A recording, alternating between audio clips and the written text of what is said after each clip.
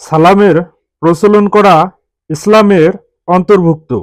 আম্মার রাদিয়াল্লাহু আনহু বলেন, তিনটি গুণ যে আয়ত্ত করে সে পূর্ণ ঈমান লাভ করে। এক, নিজ থেকে ইনসাফ করা। দুই, বিশ্বে সালামের প্রচলন। এবং তিন, অভাবগ্রস্ত অবস্থায় দান করা। কুতাইবা রহমতুল্লাহ আলাই আবদুল্লাহ ইবনু আমর রাদিয়াল্লাহু আনহু থেকে বর্ণিত, এক ব্যক্তি রাসূল সাল্লাল্লাহু আলাইহি সাল্লামকে জিজ্ঞাসা করল, ইসলামের কোন কাজ সবচাইতে উত্তম? তিনি বললেন, তুমি লোকদের আহার করাবে এবং পরিচিত অপরিচিত নির্বিশেষে সকলকে সালাম করবে।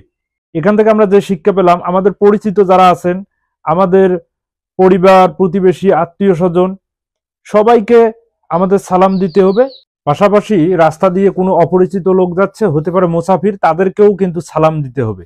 মহান আল্লাহ তাআলা আমাদেরকে আমল করার তৌফিক দান করুক, আমিন।